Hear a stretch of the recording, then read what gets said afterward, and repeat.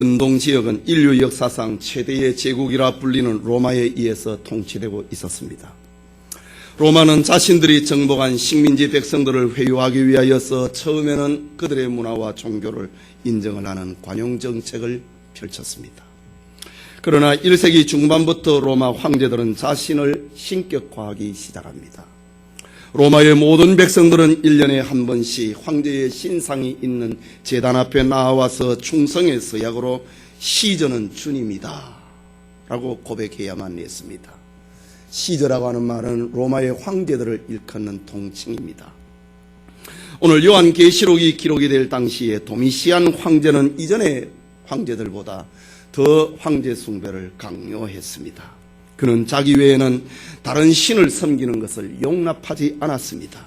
그는 자기가 쓴 보고문에는 우리의 주시요 하나님이신 도미시아누스가 명령하노라 라는 말로 모든 그의 직선은 전달이 되었습니다.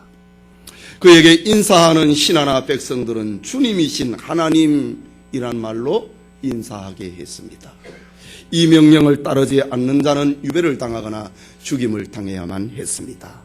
이때의 그리스도인들은 시저를 택할 것인가 아니면은 그리스도를 택할 것인가 둘 중에 하나를 선택해야만 했습니다.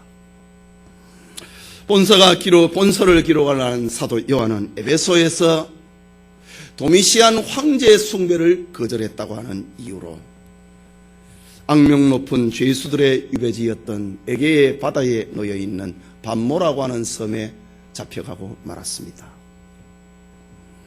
요한은 96살의 노구의 몸으로 사도행전에 기록이 되어 있는 초대교회의 집사 브로고로와 함께 반모섬에 유배되었습니다. 그리고 AD 97년에 도미시안 황제가 정적들에 의해서 살해를 당하기까지 1년 6개월 동안 반모라고 하는 섬에 유배되었습니다. 요한은 낮에는 뜨거운 에게의 떼약볕에서 로마군의 감시하에 채석장에서 돌을 캐고 돌을 깨는 일을 했습니다. 그리고 밤에는 지친 몸과 추위와 배고픔을 참아가면서 기도 생활을 이어갔습니다. 요한이 반모섬에서 기도하던 어느 주일이었습니다. 갑자기 성령이 요한을 감동을 하였고 부활하신 예수님이 나타나신 것입니다. 요한은 주님의 발 앞에 엎드러져 죽은 자같이 되었습니다. 그때에 주님께서 요한의 몸을 만지면서 일으켜 세웁니다. 그리고 장차 되어질 종말의 날에 대해서 보여주십니다. 요한계시록은 바로 사도 요한이 보았던 계시의 기록입니다. 오늘 읽은 본문의 말씀은 요한이 보았던 그 계시 가운데 한 토막의 내용입니다. 이 시간 하나님의 인을 치기까지 라는 제목으로 말씀 받고자 합니다. 주의 음성을 듣는 우리 모두에게 하나님의 은혜 주심이 있기를 소원합니다. 하나님의 인을 치기까지, 이 말은 예수님이 주장하고 계시는 종말의 계심을 보여줍니다. 요한계시록에는 크게 3대 재앙이 등장을 합니다. 그것은 인, 나팔, 그리고 대접이라고 하는 재앙입니다. 그런데 그 인, 도장입니다. 도장을 찍어놓은 인입니다. 그 인 재앙 안에는 7개의 재앙을 가지고 있습니다. 나팔 재앙 안에도 7개의 나팔 재앙을 담고 있습니다. 대접 재앙에도 7개의 대접 재앙을 가지고 있습니다. 그래서 요한계시록을 가리켜 3대 7중 재앙이다 라는 말을 사용을 합니다. 그런데 이 3대 7중 재앙은 독특한 구조로 되어 있습니다.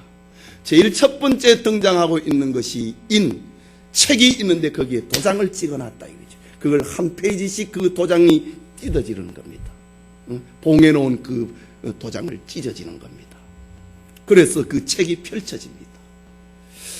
6번째 인재앙까지는 계속이 진행이 되고 7번째 재앙은 그 다음에 등장을 하고 있는 나팔재앙을 담고 있습니다. 그 나팔재앙의 7번째 나팔재앙에는 또 7대접재앙을 담고 있는 그런 독특한 구조를 가지고 있습니다. 그렇다고 해서 그 재앙은 독립적인 것이 아니고 마지막 재앙의 다음 재앙으로 이어지는 재앙을 포함하고 있는 이런 구조입니다. 그래서 요한계시록에 나타나고 있는 3중 7대 재앙, 이것은 전체가 하나의 재앙이라고 하는 것을 가르치고 있는 그런 구조입니다. 그러면서 점점 그 재앙의 강도가 짙어져 가고 있는 점진적인 구조를 가지고 있는 것입니다. 인재앙, 그 자체도 충분한 재앙인데 그 다음에 등장하고 있는 나팔재앙은 그보다 더 극심합니다. 그리고 그 다음에 등장하고 있는 대접재앙은 인과 나팔재앙보다 더 극에 달합니다. 그러면 전혀 다른 것이냐? 아까 말씀드린 것처럼 보는 각도에 따라서 동일한 재앙의 사건인데 보는 각도에 따라서 인재앙이다, 보는 각도에 따라서 나팔재앙이다, 대접재앙이다, 동일한 구조를 가지고 있습니다. 오늘 본문에는 6장 마지막에 등장을 하고 있는 것이 그 인재앙 가운데 6번째 인재앙입니다. 예수님께서 6번째 인을 떼시자 큰 지진이 일어났다. 그리고 하늘에 있는 전체가 혼란이 빠졌다. 그리고 각 산과 섬들이 제자리에서 옮겨지는 큰 지각의 변동이 일어나는 이런 엄청난 광경을 요한이 목격을 합니다. 그러자 온 세상은 두려움과 공포에 빠져버립니다. 두려움과 공포라고 하는 단어를 가지고 다 설명할 수 없는 고통 속에 인류가 빠져들어갑니다. 그러면서 요한계시록 6장 마지막에는 6번째 인재앙의 마지막, 6번째 인재앙이 지진이 일어나고 천체가 혼란해지고 그리고 산과 그리고 섬들이 위치를 바꾸는 그런 대재앙이 일어나는 그 마지막 메시지가 요한계시록 6장 마지막 절인데, 큰 진노의 날이 이르렀으니 누가 능히 서리요? 라는 말로 6번째 인재앙이 끝이 납니다. 이제 7번째 인재앙은 이 세상의 끝입니다. 이때에 주님은 요한에게 6째 인과 7째 인 사이에 일어나는 한 사건을 보여주고 있는 것이 우리 요한계시록 7장에 있는 말씀입니다. 6가지의 재앙이 일어났다 이거지요. 그리고 마지막 재앙은 주님이 이 세상을 마지막으로 심판을 하시는 재림의 날입니다. 그 사이에 일어나는 한 사건을 기록하고 있는 것이 계시록 7장입니다. 이것은 이 세상의 종말을 잠깐 멈추라고 하는 겁니다. 이 세상이 되어져 가고 있는 모습을 볼 때에 주님이 재림을 하셔서 당장 심판하고 이 세상을 끝을 내야 마땅하지만은 주님께서 마지막 7번째 인을 떼기 전에 잠깐 멈추어라 라는 메시지가 오늘 본문의 말씀입니다. 사도 요한은 지금까지 보았던 무서운 진노를 보았습니다. 창세로부터 지금까지 보지 못했던 큰 재앙을 요한은 겪었습니다. 인류는 노아의 홍수 이후로 지금까지 엄청난 재난을 겪었습니다. 오래된 시대에 일어났던 재앙은 고사하고, 중세 시대에 유럽의 인구 3분의 1이 죽었던 흑사병, 그리고 20세기 초반에 일어났던 1차 세계대전, 중반에 일어났던 2차 세계대전, 그리고 온갖 유의 지진과 기근으로 인하여서 인류는 얼마나 큰 고통을 지금까지 당해왔습니까? 얼마나 이 고통에 괴로워했고 전율을 느꼈습니까? 그러나 장차 이보다 더 큰 재앙이 준비가 되어 있다. 그것이 7번째 인재앙입니다. 그것은 예수님의 재림입니다. 그것은 바람으로 닥쳐올 세상 종말의 재앙입니다. 그런데 주님께서 이 바람을 관장을 하고 있는 내 천사에게 명령을 하면서 땅 내 모퉁이에 종말의 바람을 불려고 하는 그 천사들을 향하여서 잠깐 바람을 붙잡고 있어라 라고 합니다. 주님께서 천사들에게 명령을 하시면은 이 세상은 이제 끝이 납니다. 그런데 여섯째 인과 일곱째 인재양 사이에 오늘 본문의 주님은 환난과 전쟁과 재앙을 집행을 할 이 세상을 끝을 낼 마지막 재앙을 잠시 멈추라. 그것이 오늘 본문입니다. 1절 말씀을 같이 봅시다. 이 일 후에 내가 내 천사가 땅 내 모퉁이에 선 것을 보니 땅의 사방의 바람을 붙잡아 바람으로 하여금 땅에나 바다에나 각종 나무에 불지 못하게 하더라 라고 합니다. 여러분, 땅이라고 하는 것은 세상의 죄악의 영역을 가리키고 있는, 죄악의 영역을 가리키는 이 세상을 가리킵니다. 그리고 바다라고 하는 것은 요한계시록 13장에 등장을 하는 12장에 등장을 하는데, 바다라고 하는 것은 바로 이 세상의 권력을, 국가를 가리킵니다. 그리고 각종 나무라고 하는 것은 이 세상 권력에 기생을 해서 살아가고 있는 각종 사람들의 모습, 모든 인류를 가리키고 있는 말입니다. 그리고 말씀드린 것처럼 땅 네 모퉁이에서 불어오는 바람은 이 세상의 마지막 심판의 현장입니다. 그런데 주님께서 천사들에게 땅과 바다와 각종 나무에 바람이 불지 못하도록 사방의 바람을 잠깐 잡으라 라고 말합니다. 여러분, 이것이 우리가 살고 있는 세상의 역사입니다. 오늘날 세상에는 온갖 재앙들과 미래적인 불안과 두려움으로 가득 차 있습니다. 그러나 우리가 알아야 될 것은 심판의 바람을 주님께서 붙잡고 계신다. 주님께서 주장하고 계신다. 주님이 첫 번째 인을 뗐다. 두 번째 인을 뗐다. 여섯 번째 인을 뗐다. 주님이 일곱 번째 인을 떼기 전에 땅 네 모퉁이에 서 있는 천사들에게 바람을 붙잡아라. 주님께서 이 세상의 역사를 주관하고 계시다는 사실입니다. 그렇다고 심판이 없다는 것은 아닙니다. 심판은 분명히 있는데 우리 주님이 주장하고 있다는 사실입니다. 여러분, 어릴 때에 매를 맞아본 경험이 있지요. 아버지에게 매를 맞는 거하고 전혀 낯선 사람으로부터 매를 맞는 거하고는 그거는 전혀 다른 것입니다. 아버지의 매는 사랑의 매입니다. 아버지의 매는 견딜 수 있는 것입니다. 이 세상의 심판의 바람을 붙잡고 있는 것이 주님이라고 하는 사실입니다. 아무리 우리가 살고 있는 이 세상에 두렵고 무서운 일들이 일어나고 재앙이 일어나도 그것은 주님이 주장하고 계신다는 사실입니다. 이것이 우리의 위로고, 이것이 우리의 소망이고, 이것이 우리의 용기입니다. 지진이 일어나도, 세상에 기막힌 사건들이 일어난다 하더라도 이 모든 바람은 주님이 잡고 계신다 라는 사실입니다.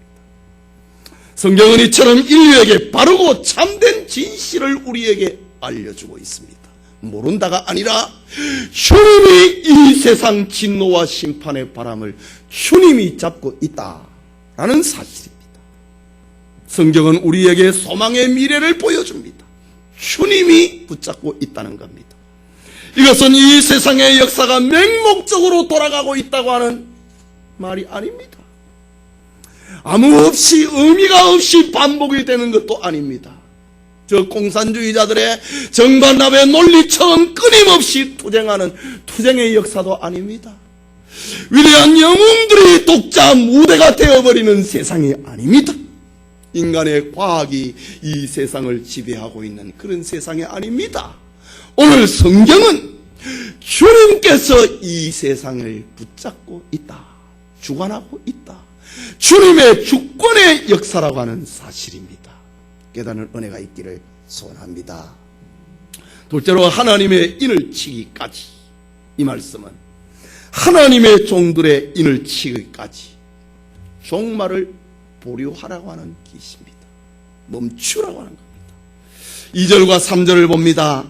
또 봄에 다른 천사가 살아계신 하나님의 인을 가지고 해 돋는 데로부터 올라와서 땅과 바다를 해롭게 할 권세를 얻을 네 천사를 향하여 큰 소리로 외쳐 가로되 우리가 우리 하나님의 종들의 이마에 인치기까지 땅이나 바다나 나무나 해하지 말라 하더라.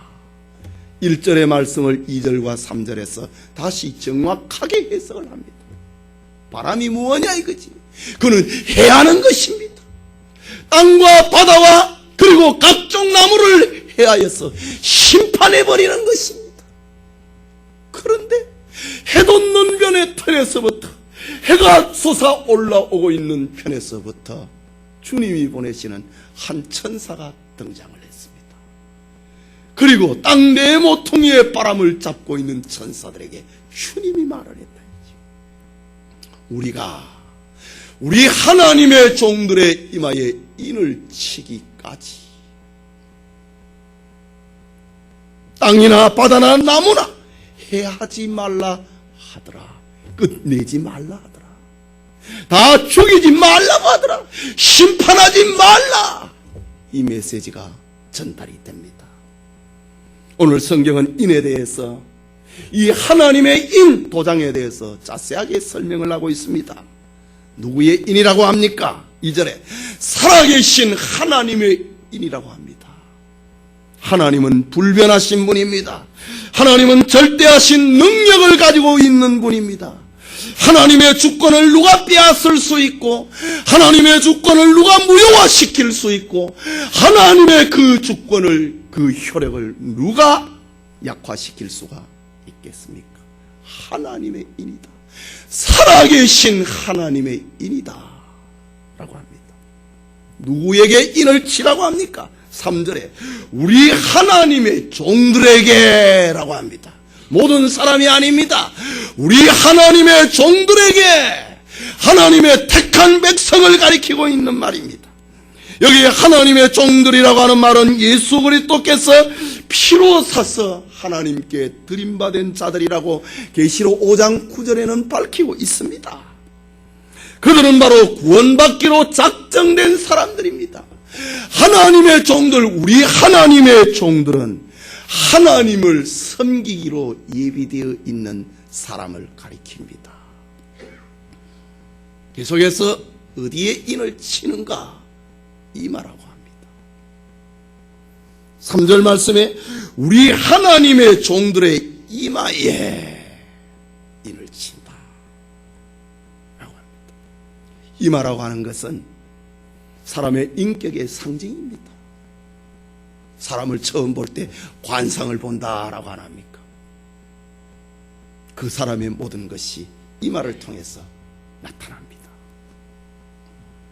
이마라고 하는 것은 사람의 인격을 가리키는 말입니다. 여기 이마에 인을 쳤다라고 하는 이 말은 그 사람의 인격에 구원의 복음을 심는다는 말입니다. 우리가 우리 하나님의 종들의 이마에 인을 친다. 이 말은 해돋는 편에서 올라온 천사가 하나님의 종들의 인격에 구원의 복음을 심기까지라는 말입니다. 본질적으로 말하자면은 하나님의 종들의 이마라고 하는 말은 예수 그리스도로 말미암은 십자가의 구원과 그 사랑이 믿어지는 인을 가리키는 말입니다. 우리 하나님의 종들의 이마에 아직 인을 다 못 쳤다 이거지. 구원받기로 작정된 사람, 하나님을 예배하고 하나님을 섬기기로 작정된 사람을 이 세상에서 아직 다 구별해내지 못했다고 하는 말입니다. 인을 치기까지 해하지 말라. 이 세상의 모습을 보면은 권력자들과 경제인들과 이 세상의 사상을 보면은 하나님의 심판을 받아 당연하지만 아직까지 우리가 우리 하나님의 종들의 이마에 인을 치지, 인을 끝내지를 못했다. 인을 치기까지 바람을 붙잡아라. 이 세상 끝내지 말라 라는 말입니다. 입맞은 자는 이제 주인이 분명해집니다. 로마 제국 시대의 노예는 팔이나 이마나 몸에 주인의 이름이 새겨져 있는 불도장을 찍게 됩니다. 몸에 새겨진 도장은 죽음 외에는 그 누구도 소유권을 바꿀 수가 없습니다. 본문에 하나님의 인을 받은 사람은 영원히 살아계신 하나님의 소유가 되는 겁니다. 하나님의 입맞은 자는 영원한 주인이 하나님이 되는 것입니다. 인을 친다. 그리고 입맞은 자는 누구도 해할 수 없습니다. 요한계시록의 기록 목적 중에 하나가 이것입니다. 하나님의 인을 그 이마에 새겨 놓으면 아무도 손 못 댄다는 겁니다. 살아계신 하나님의 인을 받은 사람은 망하지 않는다는 것입니다. 온갖 죽음의 박해 속에서도 그 신앙이 변절이 되거나 버림을 당하지 않는다는 말입니다. 마지막 7번째 인재앙은 세상을 끝내는 큰 심판의 재앙입니다. 이 인을 받으면 그 믿음이 변절되지 않는다는 겁니다. 예수 그리스도의 피의 구속의 사건이 믿어지는 사람은 끝까지 신앙을 절개를 지키게 된다. 그 말입니다. 입맞은 사람은 악한 자가 만지지 못하게 하십니다. 이것은 성도들의 궁극적인 구원을 가리킵니다. 하나님은 자기 백성 가운데 하나도 잃어버리지 않는 분이십니다. 여러분, 그렇다고 하나님의 입맞은 것으로 육체의 죽음을 당하지 않는다, 이 말은 아닙니다. 이것은 천국, 바로 새 하늘과 새 땅에 들어갈 보증을 받았다는 말입니다. 이 세상에 목숨을 내놓는다 하더라도 하나님의 입맞은 사람은 그 믿음을 배반하지 않는다. 천국을 보증받았다, 이 말입니다. 저들은 하나님의 계명과 예수 믿음을 지키는 그 은혜를 받은 사람이라는 말입니다. 하나님의 입맞은 자는 세상 종말의 환난 속에서도 끝까지 하나님 앞에 충성하기로 예비되어 있는 사람을 가리킵니다. 하나님의 입맞은 자의 복이 여러분과 함께하기를 소원합니다. 마지막으로 입맞은 자는 하나님의 입맞은 자의 숫자를 알려주고 있는 계시입니다. 3절과 4절 말씀 우리 같이 읽읍시다. 가로되 우리가 우리 하나님의 종들의 이마에 인치기까지 땅이나 바다나 나무나 해하지 말라 하더라. 내가 입맞은 자의 수를 들으니 이스라엘 자손의 각 지파 중에서 입맞은 자들이 14만 4천이니 라고 기록합니다. 우리는 여기서 14만 4천이라고 하는 이 뜻을 바로 이해해야 됩니다. 이것을 위해서 성경의 다양한 해석 방법을 알아야 할 필요가 있습니다. 첫째는 세대주의자들의 성경 해석 방법입니다. 세대주의자들은 성경의 해석의 핵심을 두 가지의 기둥으로 삼습니다. 하나는 이 세상의 모든 역사를 7부분으로 구분을 해냅니다. 그리고 또 하나의 축은 성경에 나오는 내용들을 다 문자적으로 해석을 하는 해석 방법입니다. 네. 그래서 세대주의자들은 종말에 관한 숫자를 계산을 하고 그 날짜가 언제인다 그것을 밝히기를 좋아합니다. 뿐만 아니라 오늘 본문에 등장하고 있는 이 14만 4천인도 문자적으로 해석을 합니다. 우리가 받아들일 수 없는 해석 방법입니다. 또 하나는 사이비 단체나 이단자들의 해석입니다. 이단 사이비의 공통점은 성경을 아전인수격으로 해석을 한다고 하는 것입니다. 자기 중심으로 자기를 위하여 성경을 해석을 하는 것이 이단과 사이비단체의 공통된 특징입니다. 본문에 등장을 하고 있는 이 14만 4천인을 가리켜 자기 종파를 말한다 라고 말하지요. 여기에 안식교가 그렇습니다. 그리고 여호와의 증인이 그렇습니다. 몰몬교가 그렇고 박태선의 전도관이 이 14만 4천인은 우리를 가리킨다 라고 해석을 합니다. 오늘 한국교회를 어지럽히고 있는 신천지, 그리고 안상홍 증인회라고 불리는 하나님의 교회, 이들 다 자기들을 가리킨다, 자기들만을 가리킨다고 그렇게 해석을 합니다. 이들의 주장은 다 성경을 주관적으로 해석을 하고 아전인수격으로 해석을 하는 사탄의 소리입니다. 모세와 아브라함이 신천지 교인이었습니까? 우리가 존경하는 손양원 목사님이나 주기철 목사님이 하나님의 교회 안성홍 증인의 교인이었습니까? 사탄의 소리입니다.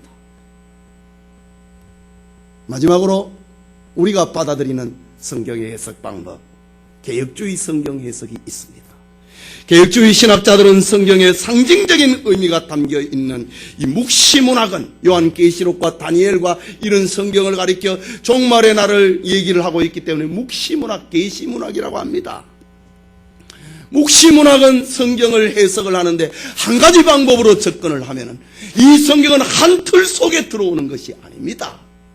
묵시문학을 해석을 할 때는 과거적으로 이해를 하고 현재적으로 이해를 하고 그리고 미래적으로 해석을 하고 때로는 상징적으로도 해석을 해야 됩니다.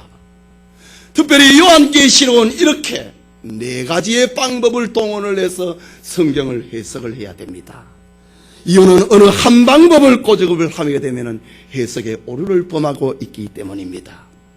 개혁주의 신학에서는 오늘 본문에 등장하고 있는 이 14만 4천인을 상징적으로 해석을 해서 구원받기로 작정된 모든 사람을 가리킨다 라고 이렇게 성경을 바르게 해석을 합니다. 이 해석이 정말 옳은가? 그 다음 말씀에 성경은 또 해석을 해주고 있습니다. 요한계시록 오늘 7장 1절의 말씀을 2절과 3절이 해석을 해두듯이 이 4절의 말씀을 5절 이후에서 해석을 해주고 있습니다. 이것이 바로 5절 이후에 성경 말씀이 개혁주의 성경 해석을 지지를 합니다. 14만 4천인은 바로 구약교회를 대표하고 있는 이스라엘의 12지파가 오늘 본문에 등장을 합니다. 또 뒤에 가면은 12사도의 이름이 등장을 합니다. 14만 4천이라고 하는 이 말은 12지파와 12사도와 관계가 되어 있는 숫자입니다.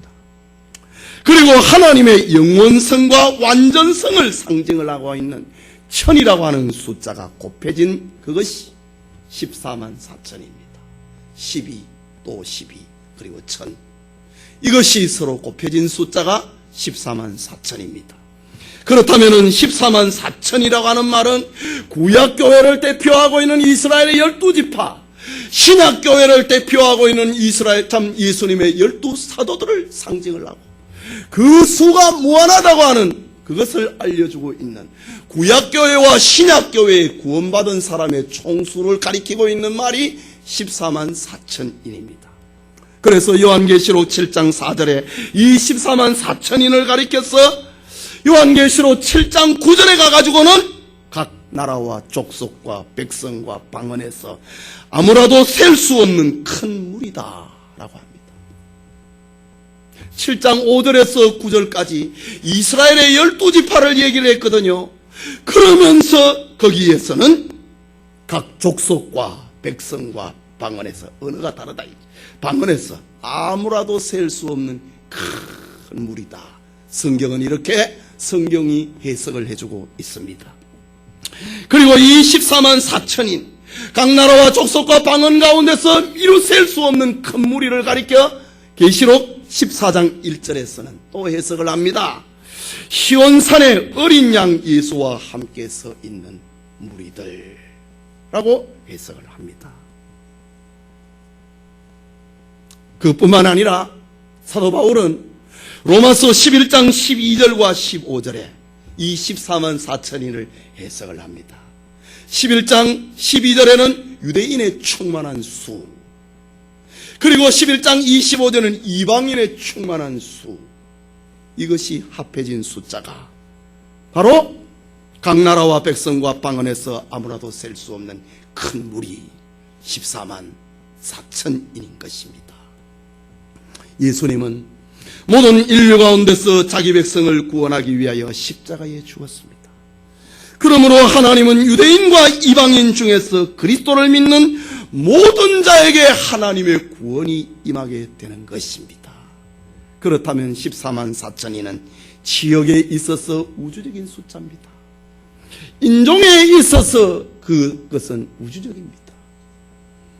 그리고 혈통관계에 있어서 14만 4천이는 우주적인 숫자입니다. 그리고 정치 집단이라고 하는 것에서도, 정치 체제에서도 구원받기로 작정된 사람은 이루셀 수 없이 크다, 우주적인 숫자라는 말입니다. 주님은 결국 구원받기로 작정된 사람의 수가 다 차기까지 천사들을 명하여서 바람이 불어서 그들을 해하지 말라, 이 세상을 아직 끝내지 말라. 우리 하나님의 종들의 이마에 아직 인을 친 일이 끝이 나지 않았다 라고 말합니다. 예수님께서도 말씀하셨습니다. 이 천국 복음이 모든 민족에게 증거되기 위하여 온 세상에 전파되리니 그제야 끝이 오리라. 이 말씀과 맥을 같이 하고 있는 것입니다. 성도 여러분, 우리가 우리 하나님의 종들의 이마에 인을 치기까지 땅이나 바다나 나무나 해하지 말라, 이 말씀이 우리에게 무엇을 전해주고 있습니까? 이것은 모든 역사는, 세상의 모든 역사는 하나님의 구속사가 중심이고, 그 구속운동의 중심은 예수 그리스도라고 하는 사실을 알려주고 있습니다. 우리가 우리 하나님의 종들의 이마에 인치기까지 세상 끝내지 말라고 하는 말입니다. 이것은 세상의 모든 역사는 확실하고 분명한 목표를 향하여서 나아가고 있다. 하나님의 택한 백성, 구원이라고 하는 목표를 향하여 나아가고 있다는 것을 알려주고 있습니다. 하나님은 세상의 모든 사람들의 거주지와 수명을 주장을 하시고 언어와 그 사상을 주관하고 계시는 분입니다. 하나님이 세상의 열방을 통치를 하고 있습니다. 애굽의 바로왕을, 저 아수르의 살만에셀을 하나님이 통치하셨습니다. 바벨론의 느부갓네살을, 페르시아의 고레스 왕을 하나님이 통치하셨습니다. 헬라의 알렉산더를, 로마의 시저를, 모든 시대 모든 제국의 왕들을 하나님이 통치하시는 하나님의 주권 속에 있다는 사실입니다. 로마서 11장에 나오는 말씀처럼 참으로 만물이 주에게서 나오고 주로 말미암고 주에게로 돌아가는 역사인 것입니다. 지금 세계는 긴 이데올레기가 끝이 나는 것 같다가 새로운 민족주의로 돌변을 하고 있습니다. 그래서 온 세계는 국경이 없는 전쟁 시대를 살고 있습니다. 국경이 있는 전쟁을 가진 나라는 몇 나라 안 됩니다. 우리나라를 비롯해서 몇몇 나라만 국경을 가지고 있습니다. 그러나 오늘날 세계는 국경이 없는 전쟁 시대를 삽니다. 그것이 테러입니다. 뿐만 아니라 세계는 각종 FTA 체결로 인하여서 세계는 가히 글로벌 경제시대, 한 지구촌의 경쟁시대로 되어버렸습니다. 오늘의 세계는 한 나라만 잘해갖고 잘 살 수 없습니다. 미국이 흔들리고 중국이 흔들리고 러시아가 흔들리고 온 세계가 다 흔들려버립니다. 글로벌 경제시대가 되어버렸습니다. 근래에 와서 환태평양, 소위 불의 골이라고 불리는 곳에서 연속적으로 지진이 일어나고 있습니다. 세계는 이렇게 흔들리고 요동을 치고 있습니다. 이런 장면을 보면서 우리는 무엇을 느낍니까?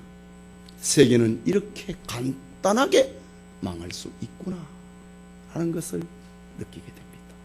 경제를 보더라도, 땅이 흔들리는 지진을 보더라도, 전쟁을 보더라도 세계는 간단하게 망할 수 있겠구나. 우리는 그것을 느낍니다. 그러나 아직 세상 마지막 종말인 대환란의 터널에는 들어온 것은 아닙니다. 마지막 7번째 인재앙이 남아있다는 말입니다. 그렇다면 우리가 살고 있는 이 시대는 주님께서 천사들을 명하여서 땅과 바다와 각종 나무에 부는 재앙의 바람을 붙잡고 있는 잠정적인 평화의 시대라고 해야 할 것입니다. 하나님의 관점에서 보면 이 시대는 하나님의 종들의 이마에 하나님의 인을 치는 시대가 우리가 살고 있는 시대입니다. 여러분, 결코 이 세상은 옛날보다 더 좋아지거나 행복해지지 않습니다. 세상의 이면적인 숨겨져 있는 그 본질은 어두움입니다. 혼란입니다. 무질서입니다. 타락한 이 세상의 본질은 무신론입니다. 반신론입니다. 유물론입니다. 그리고 적기독적이고 반교회적으로 인류의 역사는 흘러갈 수밖에 없는 것입니다. 신자들이 고통을 당할 때에 바람을 잡고 있는 네 천사가 이제 끝내야 되지 않느냐 이거죠. 성도들이, 하나님의 자녀들이 이렇게 고통을 당하는데 주님 이제 끝내야 되지 않겠습니까? 그때에 주님으로부터 들려오는 소리, 한 천사를 보내어서 말을 합니다. 우리가 우리 하나님의 종들의 이마에 인을 치기까지 무신론과 반신론과 반기독주의와 반교회주의로 가득 차 있는 이 세상을 아직 남겨놔라. 내 백성을 아직 다 찾아내지 않았다 라고 합니다. 그렇다면 오늘날 부분적으로 일어나고 있는 재앙들, 지진을 본다, 전쟁을 경험한다, 폭탄을 짊어지고 자폭을 해서 사람을 죽이는 이런 재앙을 본다.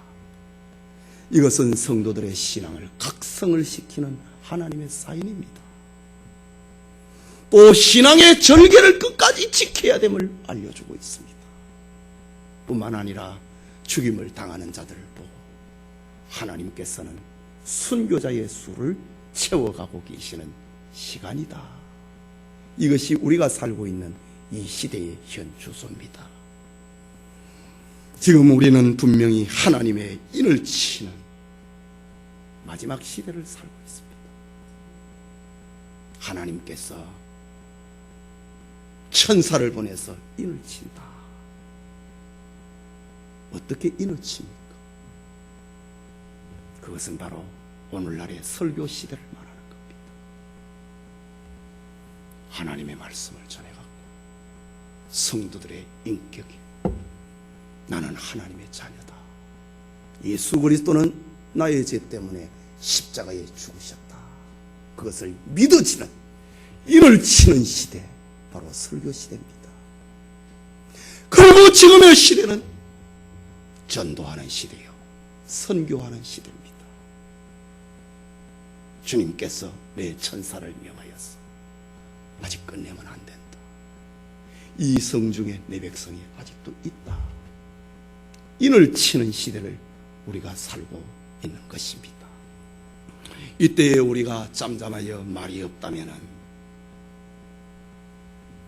주객으로 더불어 먹고 마시는 곳에 내 삶을 소비하고 있다면, 주님은 심판의 날 우리를 볼 때에 우리를 부끄러워 할 것입니다.